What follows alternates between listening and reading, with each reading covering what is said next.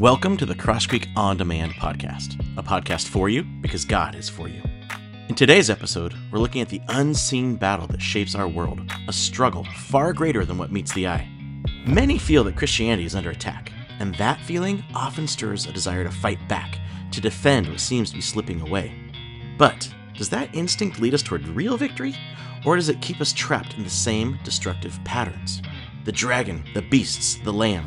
These powerful images from Revelation pull back the curtain on what's really happening in our world. Will we follow the way of the dragon, relying on power and force to win? Or will we follow the way of the Lamb, who conquers through love, sacrifice, and faithfulness? As we unpack these truths, let's ask ourselves, where are we placing our trust? Are we chasing the world's definition of power, or walking in the way of Jesus? This episode might challenge everything you thought you knew about victory. So, let's talk about it together.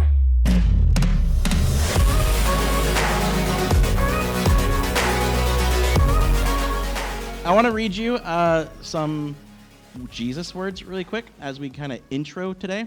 So here is Jesus, the Sermon on the Mount. God blesses those who are poor and realize their need for him, for the kingdom of heaven is theirs. God blesses those who mourn, for they will be comforted. God blesses those who are humble, for they will inherit the whole earth. God blesses those who hunger and thirst for justice, for they will be satisfied. God blesses those who are merciful, for they will be shown mercy. God blesses those whose hearts are pure, for they will see God. God blesses those who work for peace, for they will be called the children of God. God blesses those who are persecuted for doing right, for the kingdom of heaven is theirs. Then later on, he adds to his sermon, and he says, "You have heard the law that says the punishment must match the injury, an eye for an eye and a tooth for a tooth. But I say, do not resist an evil person. If someone slaps you on the right cheek, offer the other cheek also. If you are sued in court and your shirt is taken from you, give your coat too. If a soldier demands that you carry his gear for a mile, carry it 2 miles. Give to those who ask, and don't turn away from those who want to borrow. You have heard the law that says, love your neighbor and hate your enemy. But I say, love your enemies. Pray for those who persecute you. In that way, you will be acting as true children of your Father in heaven. For he gives his sunlight to both the evil and the good, and he sends rain on the just and the unjust." And that is the core of the Jesus way of living. That's like a summary of how he says his followers should be. So you can imagine my shock when I flipped up X, this week, and this is a very popular post I saw. Christians who say love and pray for your enemies are the reasons Christians are losing. What? And it had 26 likes at the time. It was seen by 151,000. I blurred out the name, so you guys don't go hate on that person. But that's not just, I've seen many of those things in the past few years. Of like, Christians need to stand up and fight. It's loving your enemies. That doesn't work in the real world. That might be nice, but it doesn't actually work. See, here's the thing. And if you're taking notes, you can take notes. Many people fear that Christianity is under attack, and fear makes us fight back. I didn't realize that rhymed when I wrote it. But many people fear that Christianity is under attack, and because of that, there's fear. And that fear makes us want to fight back. It makes us want to take control. It makes us want to protect what's ours. But if we look at history, if we look at how things are going right now, does that actually fix anything? Does fighting back ever actually fix anything? Or does it just add to the cycle of suffering and hate that we see century after century? And so we're going through the book of Revelation because there's another way. There's a way that might look weak at first on the surface, but ultimately it overcomes evil at its root. And whether you're sitting here as you call yourself a committed Jesus follower, whether you're listening online, call yourself a Jesus follower or not, the truth is, we all know this, we want to live in a world without all this violence, without all this hatred. We want to live in a country where we can discuss things and disagree, but still appreciate each other and respect each other. And surprisingly, all this, as I said, is actually in the book of Revelation, that scary book that everybody's like, oh my gosh, what is this thing even about? What was this guy smoking when he wrote this? See, the book of Revelation was actually written to show actual persecuted Christians that the real battle isn't what they thought it was. And so this book that we're going to be going through for 4 more weeks It pulls back the curtain to show us what's really going on in our world. It flips our ideas of power and authority on their heads, and it shows us the way to the life and the world that we are all, Christians or not, we are all looking and hoping for. But, as maybe you've been told, Revelation, technically, it's not a timeline of how things are going to pan out. It's actually a symbolic vision that revealed hidden spiritual realities to its first readers. See, the book itself, it's a vision about a deeper cosmic war between God's kingdom and the forces of darkness.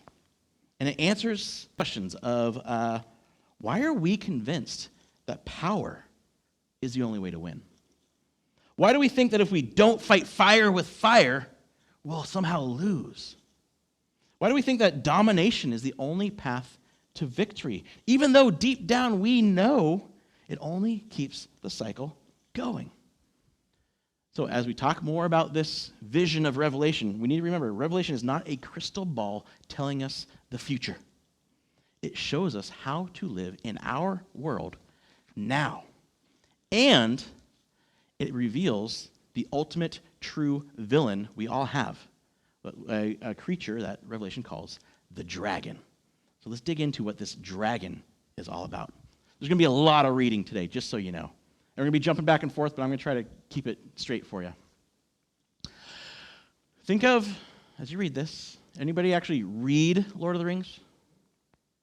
Okay, so you four, have that in your mind. If you've watched the movies, have that in your mind. If you read the Narnia stories, kind of have that in your mind. Then I witnessed in heaven an event of great significance. I saw a woman clothed with the sun, with the moon beneath her feet, and a crown of 12 stars on her head. She was pregnant, and she cried out because of her labor pains and the agony of giving birth. Then I witnessed in heaven another significant event. I saw a large red dragon with 7 heads and 10 horns and 7 crowns on its head. His tail swept away 1/3 of the stars in the sky, and he threw them to the earth. He stood in front of the woman as she was about to give birth, ready to devour her baby as soon as it was born. She gave birth to a son who was to rule all nations with an iron rod, and her child was snatched away from the dragon and was caught up to God and to his throne.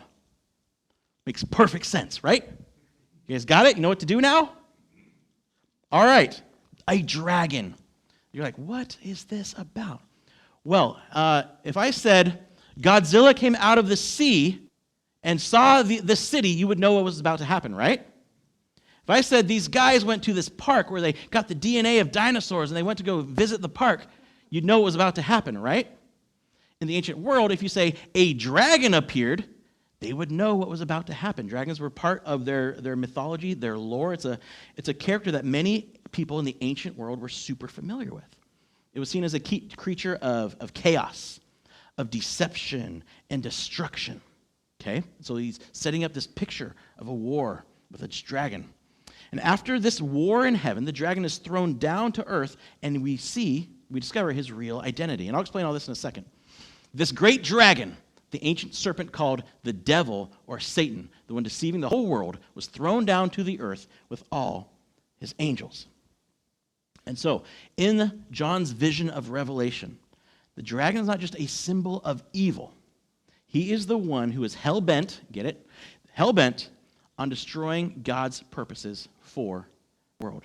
The dragon represents Satan himself. And what John is showing us is that there is a real war between the forces of God and the forces of evil. We might not actually see the battles, but we definitely see the effects of these battles. There's a real war between the forces of God and the forces of evil.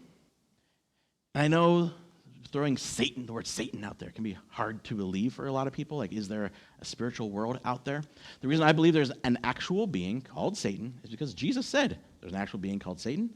And Jesus also said, hey, I'm going to die, and in 3 days I'm going to raise myself back to life. He did that. And so therefore, I believe pretty much everything else he says about things I don't know, right? So if he can predict his death and resurrection and pull it off, I'm going to trust him. And so John says, this dragon, Satan, is trying to destroy, we read, this woman with a crown of 12 stars and a son who's going to rule all nations. I'm like, who is this? I want to know the secret code. Well, the 12 stars represent the 12 tribes of Israel, right? And out of Israel the Savior, the King, Messiah, Jesus. So the woman can represent not just Mary, as a lot of people guess, but probably more Israel, right? And Jesus, the Messiah, is coming out of Israel, who will carry out the purposes of God. But the baby's born, and the son is carried away to God's throne, which is like a very quick Cliff Notes version of the life, death, resurrection, and ascension of Jesus. That the devil wanted to thwart God's plans with Jesus, and Jesus said, heck no, I'm going to win, and he escapes from the devil. And so he's now no longer vulnerable to anything the dragon can do. But the dragon won't rest until he destroys God's people. And so after he's thrown down to earth, he still pursues the woman. When the dragon realized that he had been thrown down to earth, he pursued the woman who had given birth to the male child. But she was given 2 wings like those of a great eagle so she could fly to the place prepared for her in the wilderness. It's just a really cool fantasy story, okay? There, she would be cared for and protected from the dragon for a time, times, and a half a time. Then the dragon tried to drown the woman with a flood of water that flowed from his mouth. But the earth, who was on God's side, helped her by opening its mouth and swallowing the river that gushed out from the mouth of the dragon. And the dragon was angry at the woman and declared war against the rest of her children, who are all who keep God's commandments and maintain their testimony for Jesus. Then the dragon took his stand on the shore beside the sea. So the dragon, pretend it's kind of story time right now, okay? So the dragon can't destroy the woman, so he tries to take his vengeance out on the rest of her children, those who keep God's commandments and maintain their testimony of Jesus. Who is that? Jesus followers. That's the church. Born out of the faith of Abraham, born out of the faith of Israel. And so we see the curtain is pulled back on what's really going on. For John's first readers, those Christians who were being persecuted by Rome, the struggles that they're going through, the persecution, the arrests, the executions, and the struggles we deal with are not a sign that God isn't paying attention or that God is losing. See, they are proof that there is a great, ongoing, cosmic battle in which all Christians have a part in, whether we know it or not. And Satan's goal is to bring chaos to the world and destroy God's people. That's kind of the gist of that dragon story there. Satan's goal is to bring chaos to the world and destroy God's people. And to carry out his plan of destruction, the dragon enlists the help of others. He enlists the help of 2 beasts, or a better translation, I think, would be 2 wild things. And this first beast, this first wild thing, comes out of the sea. And the dragon gives him his authority and power. And this beast speaks blasphemies against God. He claims to have great power and that he deserves worship. And he rules over all the nations of the world. And he uses his empire and his power to wage war against God's people. All the people of the world are impressed with his power. They're impressed with the power of the dragon and begin worshiping and following both of them. This is how the story unfolds. And this beast, for John, represents empires that claim ultimate power, that demand loyalty to human rulers instead of God. How do I know that? Because of the secret code. See, John says this beast's number is, you guys know it? 6. 6. I didn't say the last one because it's bad luck. Just kidding. It's like Voldemort. 666. A lot of meaning in these words, but it's not what the speculators who want to guess what the future is going to be actually think it is. See, the number, we're getting into some Jewish thinking here. The number 777, 7 perfection. So 7 3 times, which is, the Holy Trinity number. 7 3 times is perfect perfection. 777, perfect perfection. But the beast name is 666. It's a parody. It's an insult to someone who claims to be divine, but in reality is utter imperfection. They just can't reach that level of perfection, so they're ultimately imperfectly imperfect. It's a man trying to be God, using the power of the dragon to dominate the world. But it gets better. And this isn't like some weird conspiracy theory stuff, guys. This is what the experts are saying, okay? In Greek, there's no numbers, right? Maybe you've heard of Roman numerals, right? Or letters for numbers, because they didn't actually have the Arabic numbers yet that we use. So they use Roman numerals, which means each letter could also be a number. So when you take the word or the name Nero Caesar, maybe you heard of Emperor Nero? Nero Caesar, and you use, in Greek, you use the numbers instead of the letters, and you add them up, guess what number you get? 666. What? So for John's readers, the beast, this beast I talked about, is Rome, headed by the emperor. This is like a real story that they are living through. The emperor is trying to persecute them. And so for John, when he says 666, everybody knows, he's talking about stupid Nero, right? But that pattern of this beast who wants to rule the world and see themselves as a god repeats throughout history. That's why it's a book that we can use now. And what it means is like human governments, human leaders who act as if they are God. And so the beast is what we see whenever human systems align themselves with power at all costs. That is the beast that comes out of the sea. It could be a government. It could be a political leader. It could even be a cultural mindset that says we must win at any cost. And possibly, as many believe, there will be a final figure that fits this beast thinking. But in the meantime, there are beasts all over. And we need to be aware that Satan uses willing leaders and the system of the world to carry out his plans. That's the curtain that's being pulled back here with the story of the dragon and the beast. Satan uses willing leaders and the systems of the world to carry out his plans. He uses power-hungry people, individuals, groups, nations, to bring about chaos, idolatry, evil, and a culture of death. And so what John is doing with this vision, this like fantasy story of the dragon and the beast, he's asking us a very important question. Do we recognize when we are placing our faith in a beast like this? When we are placing our trust, giving our allegiance to a beast like John describes? And then the story goes on and it gets even better. Because not only is there a dragon and one beast, now comes a second beast. And he appears out of the earth. And this beast is kind of like the propaganda agent, the hype man for the first beast. He convinces people to worship the first beast, convincing them the first beast represents the true God and knows what God's real will is for the world.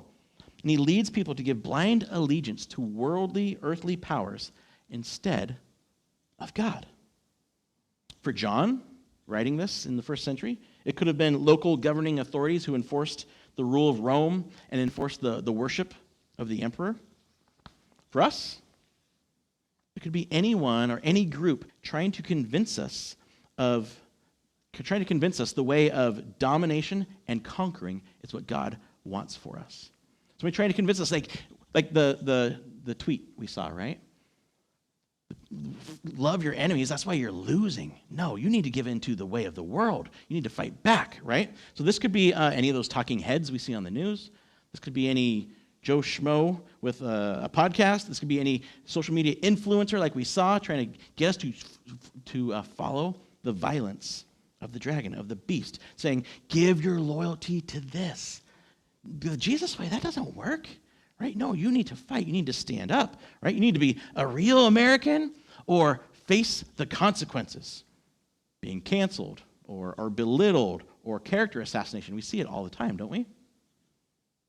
And so throughout history, what John is telling us, throughout history, the dragon, Satan, has used his beasts to create cultures and systems of idolatry, evil, chaos, and death. And that culture is called, in the book of Revelation, Babylon, which we're going to talk about next week. Okay, we're going to talk about Babylon next week.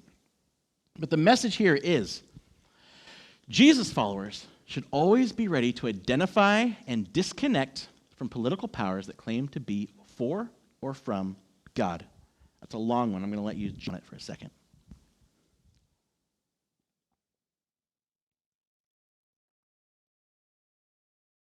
Always be ready to identify and disconnect from political powers that claim to be for God or to be from God, that claim to be God's chosen instrument for the world, while demanding total and unquestioning allegiance and using the methods of violence and domination.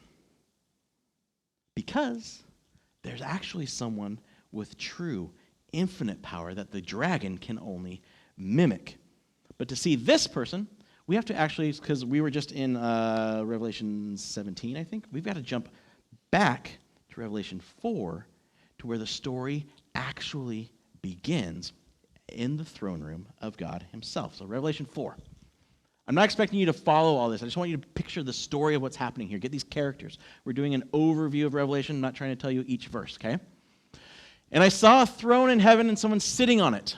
The one sitting on the throne was as brilliant as gemstones, like jasper and something else. Does anybody have carnelian? What the heck is that? I should have looked it up.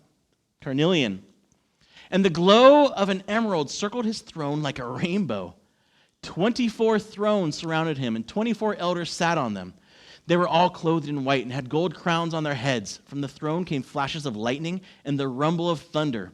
And in front of the throne were 7 torches with burning flames. This is the sevenfold Spirit of God. 24 elders, 12 tribes of Israel, 12 disciples, 24 elders, representing, not those, they aren't sitting on thrones, those are representing God's people. Okay, God's people are there in God's throne room, along with, as if you read further, other beings who are worshiping God on his throne. And this image of a throne room would have been very familiar to John's readers, right? It's an image of Caesar's throne, where he always had all these people telling him how great he is and giving him that little crown of leaves and stuff. And it's a mockery of Caesar's throne. Because what John is showing is that all earthly thrones are cheap imitations of the throne of the true Lord and King of the cosmos. See, we often think like, maybe you've seen the picture of Satan and Jesus arm wrestling, right? And these bulging, veiny biceps and stuff. It's like this evenly matched fight. No, John's showing there's no match here, right? Yes, there's a beast and a dragon that tries to convince us to follow their way, but they're not king. There is one true king with the true throne. There's no contest here. But then, as we see this image of God and just his majesty and lightning and thunder, the scene's interrupted. And John sees a scroll, right? You know, like how old ancient people would write on scrolls? He sees this little scroll in God's right hand, the scroll that probably represents God's plan for salvation and just his plan for humanity. But nobody can open this scroll.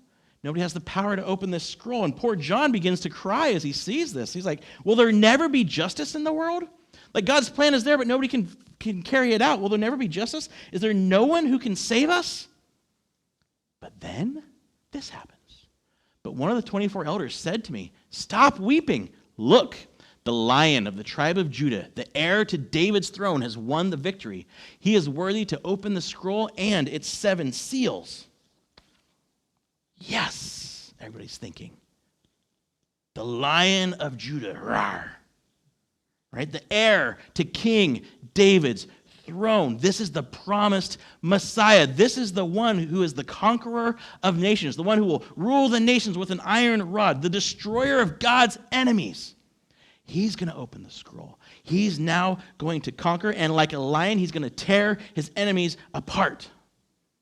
And that's what John hears when he hears Lion of Judah. That's what he thinks when he hears Lion of Judah. But then he turns around and actually looks, and then I saw a lamb. The lion is now turned into a lamb that looked as if it had been slaughtered. But it was now standing between the throne and the 4 living beings and among the 24 elders. He had 7 horns and 7 eyes, which represent the sevenfold Spirit of God that is sent out into every part of the earth. He stepped forward and took the scroll from the right hand of the one sitting on the throne. The lion has turned into a slaughtered lamb. Not just a slaughtered sheep, but actually a little cute fuzzy lamb with 7 eyes. It's creepy. But it's not actually a lamb with 7 eyes. 7 eyes means perfect wisdom. 7 horns. Lambs don't have horns. I know, it's a story. Horns representing power, perfect power. This lamb has perfect wisdom and perfect power. And this ferocious royal lion's victory, that's what John is saying, is going to come through the slaughtered lamb. See, Jesus brings God's rescue, salvation, and justice not by winning, but by losing his life. It's telling the story of what has happened with Jesus. We want it to be the lion that tears his enemies apart, but what it really is the lamb who wins by losing his life. Not by destroying, but by sacrificing. I think scholar N.T. Wright put it perfectly. I wasn't even going to try to paraphrase it. The lion is the symbol both of ultimate power and of supreme royalty, while the lamb symbolizes both gentle vulnerability and, through its sacrifice, the ultimate weakness of death. But the two are now to be fused together completely and forever. From this moment on, John, and we as his careful readers, are to understand that the victory won by the lion is accomplished through the sacrifice of the lamb, and in no other way. And this is the central truth of Revelation. It's actually the central truth of the universe. This is the central truth of Revelation. Power is being redefined for the world. God's victory over the dragon doesn't come by using the same weapons as the dragon of violence, coercion, and death. It comes from humble self-sacrifice and service. See, the ultimate victory comes from what Jesus told his followers to do. Love. God overcomes the dragon and the beasts and Babylon, as we'll see next week, not through a show of force, but through the suffering and death of Jesus. But then, in the story, something even more interesting happens. Remember, it's story time, so bear with me on this one. And when he, the Lamb, took the scroll, the 4 living beings and the 24 elders fell down before the Lamb. Each one had a harp. Don't worry, you don't actually get a harp in heaven. It'll be way cooler than that.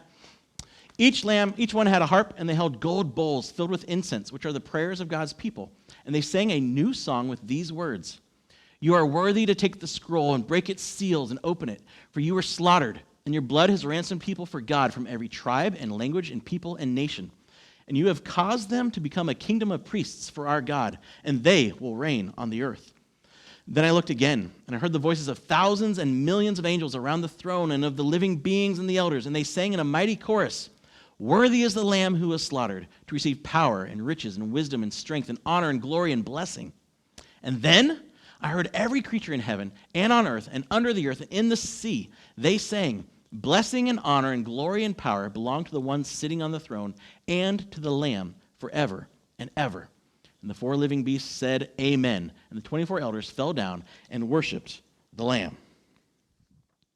Do you see it? The Lamb is the only one worthy to carry out God's plan of justice and salvation. The Lamb shares the same authority with the one on the throne.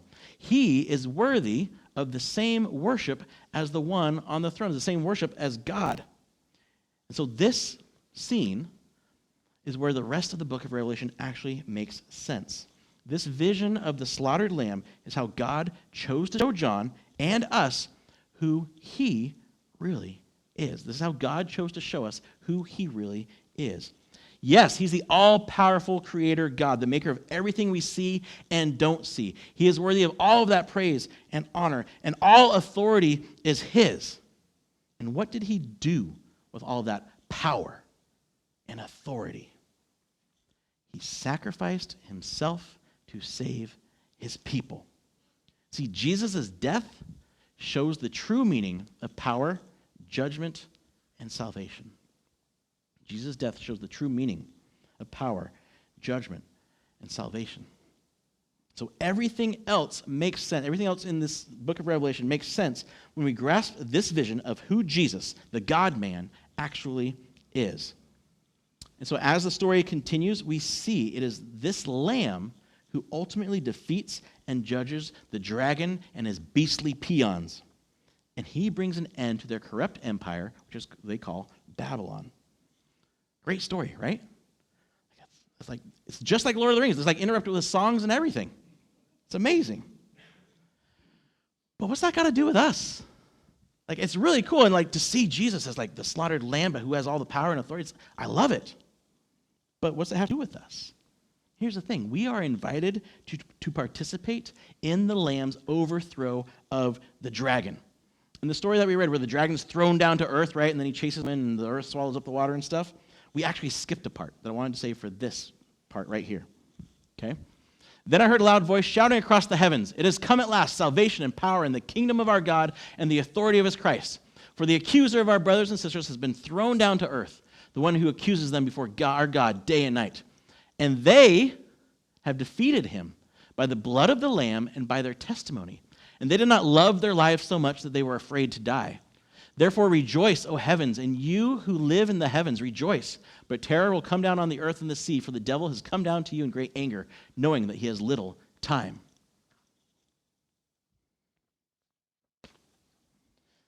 The people of God is what John's talking about. The people of God defeat the dragon by the blood of the Lamb and their testimony.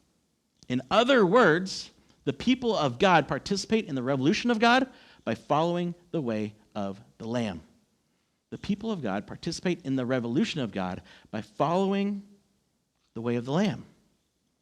By telling the real way to life isn't through conquering, isn't through destroying, it isn't even through winning.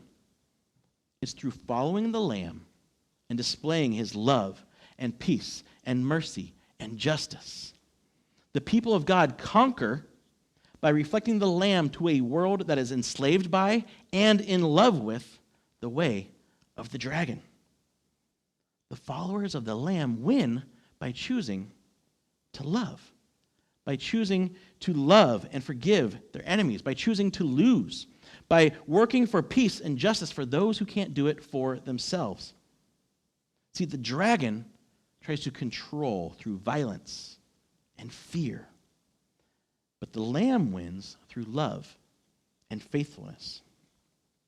So to join this revolution, that's why we're doing this series, we need to learn to discern the dragon's influence behind the beasts of our time. See, Revelation, again, wasn't given to us to scare us. It's not supposed to be a scary book for us. It was given to wake us up, to show us the world for what it really is.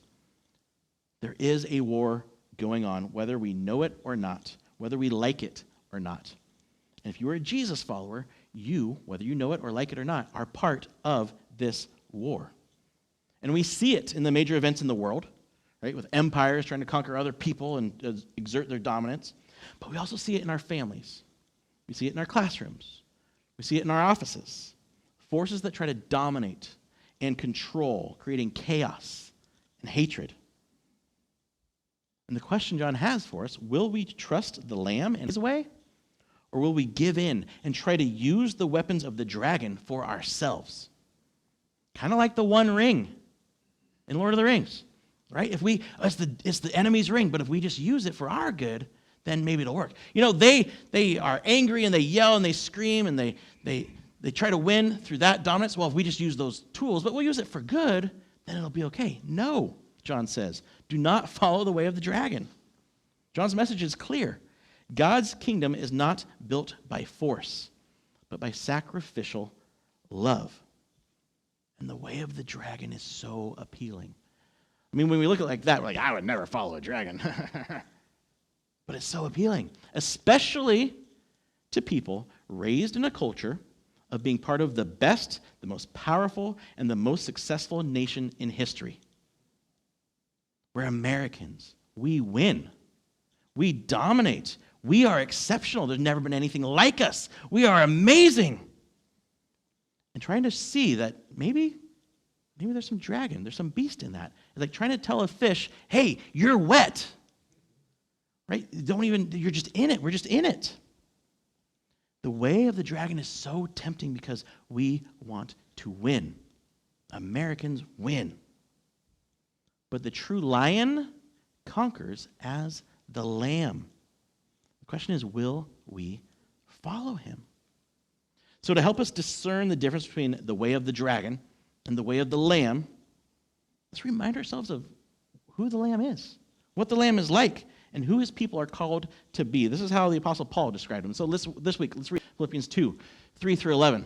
This is the last long reading I'm going to do. Don't be selfish. Don't try to impress others. Be humble, thinking of others as better than yourselves. Don't look out only for your own interests, but take an interest in others too. You must have the same attitude that Christ Jesus, the Lamb, had. Though he was God, he did not think of equality with God as something to cling to. Instead, he gave up his divine privileges. He took the humble position of a slave and was born as a human being. When he appeared in human form, he humbled himself in obedience to God and died a criminal's death on a cross. Therefore, and this is really just like the paraphrase of what we just read in Revelation, therefore God elevated him to the place of highest honor and gave him the name above all other names, that at the name of Jesus every knee should bow in heaven and on earth and under the earth, and every tongue declare that Jesus Christ is Lord, to the glory of God the Father. I don't know how you could have a horrible day reading that in the morning. Maybe read that every morning this week, see how it goes. And then let's ask ourselves these two questions. And these are on the back of your notes page. What am I following or relying on that doesn't match this picture that I read in Philippians? Maybe who am I listening to? Who am I following that doesn't match this picture that I just read in Philippians? Who is speaking into my life that doesn't match this picture? And then, am I more concerned about winning or following the way of the Lamb?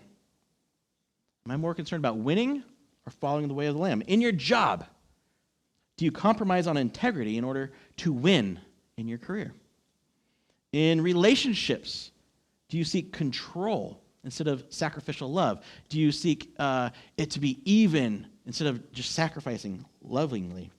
In our politics, is our faith in Jesus or in worldly power? See, the way of the dragon will always promise victory, but end in destruction. The way of the Lamb looks like losing.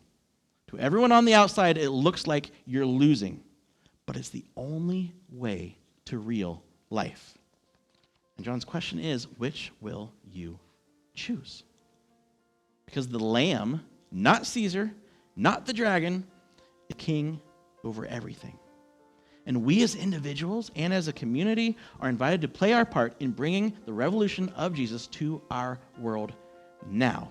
But it comes through love, not force. It comes through acceptance, not division. It comes from helping the stranger and the enemy, not by trying to save our own little kingdoms.